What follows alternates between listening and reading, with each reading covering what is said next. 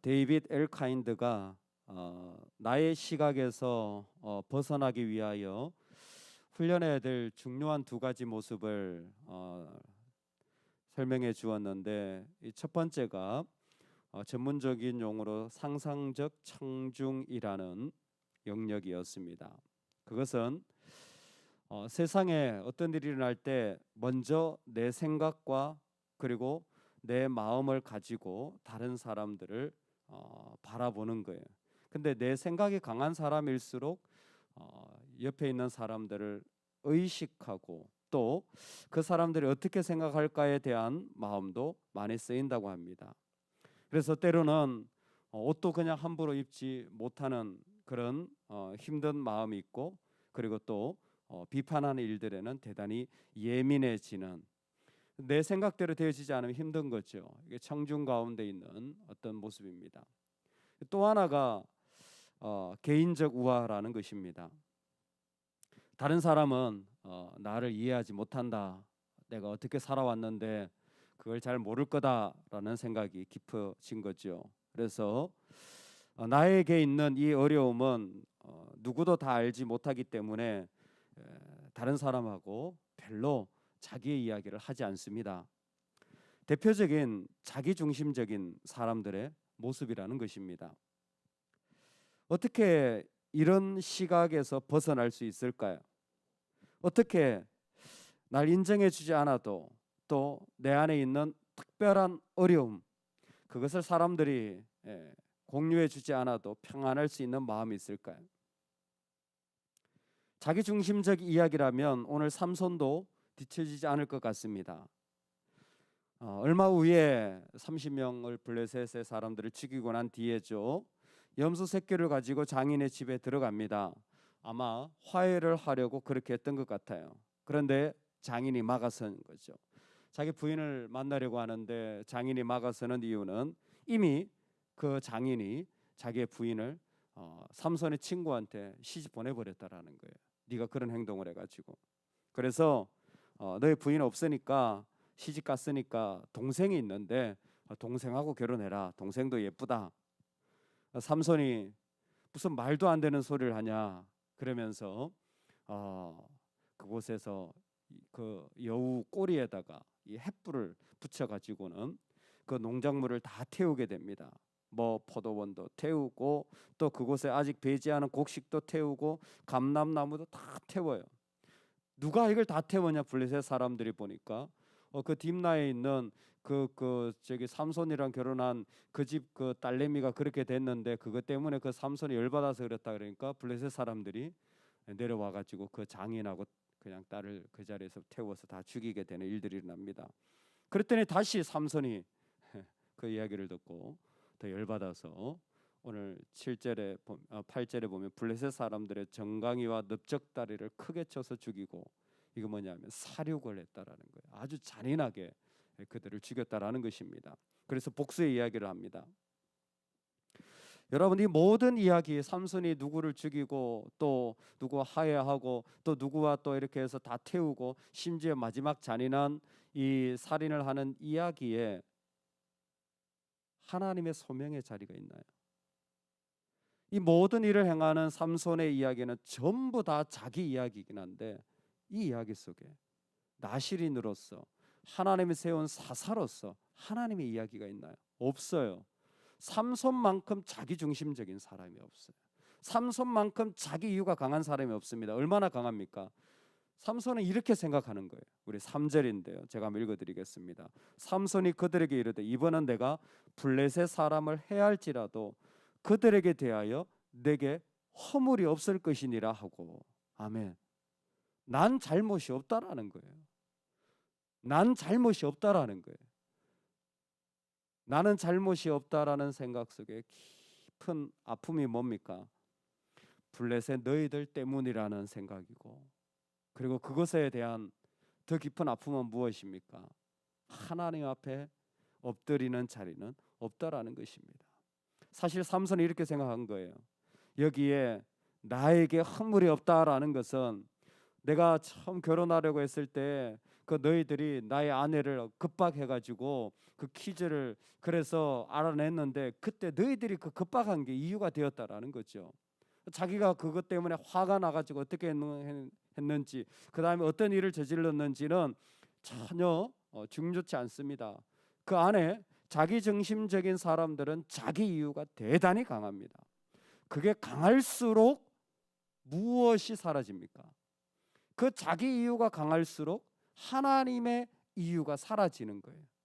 여러분, 우리가 한 날을 살아가면서 내가 누군가와 교회에 대해서 이야기를 하고, 내가 누군가와 믿음에 대해서 이야기하고, 내가 누군가와 일에 대해서 이야기하고, 내가 누군가와 나라에 대해서 이야기할 때 내 개인적인 이유가 많아지는지 아니면 하나님의 이유가 그 가운데 나눠지는지를 한번 살펴보실 필요가 있습니다. 의외로 블레셋과 같은, 아니 삼손과 같은 이런 영역 속에 있을 때에 나의 이유가 많이 쏟아지는 경우가 있습니다.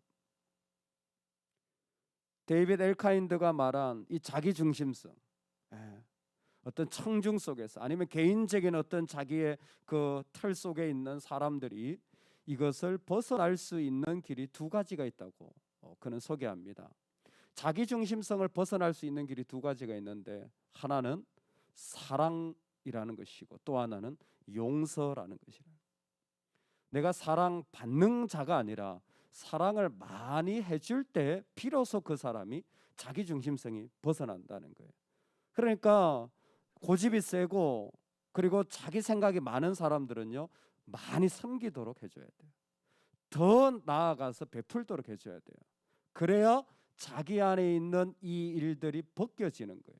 그리고 내가 용서를 받을 뿐만이 아니라 누군가를 용서해 줄 수 있는 훈련을 우린 끊임없이 해야 됩니다. 왜? 내 눈에는 다 틀려요. 다 마음에 안 들어요. 그리고 그런 사람들하고 나는 내 이야기를 조금도 썩고 싶지 않아요. 그런데 사실은 자기가 가지고 있는 악함은 볼 줄 모르기 때문에 사실은 그 일을 벗겨지기 위하여서는 조금 더 마음을 가지고 그래도 괜찮다, 그래도 감사하다라는 마음을 의도적으로 고백할 필요가 있어요. 심리적으로는 이 사랑과 용서라는 것이 중요한 이 이유가 되어집니다. 아마 신앙적으로도 사용되어질 수 있겠죠.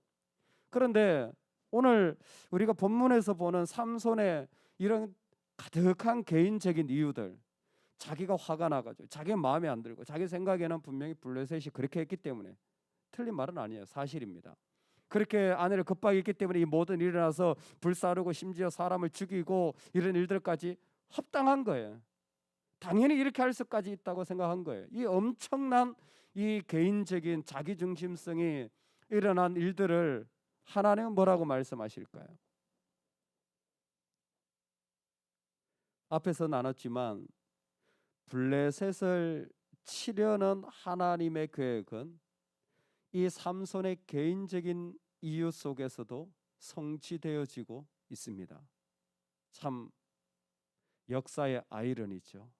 이 비극적인 이야기, 이 비참한 이야기, 이 비합리적인 이야기, 이 인간적인 이야기, 아니 어떻게 보면 너무나 악한 삼손의 모습인데, 이 이야기를 통하여서 하나님은 삼손은 자기 이유에만 집착하고 있지만 이 삼손의 모습을 통하여서 블레셋을 하나님은 심판하고 그리고 진노하고 계신 것입니다. 이때 우리가 구별해야 돼요.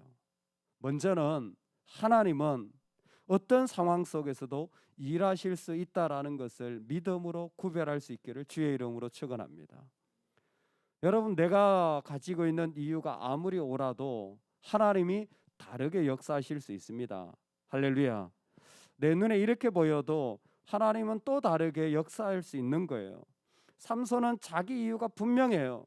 자기 중심적일수록 절대로 자기 이유를 타협하지 않습니다. 하지만 믿음의 사람들은 그 가운데도 하나님이 다르게 역사하실 수 있음을 우리는 인정하고 고백할 수 있으면 좋겠습니다. 두 번째가 뭡니까?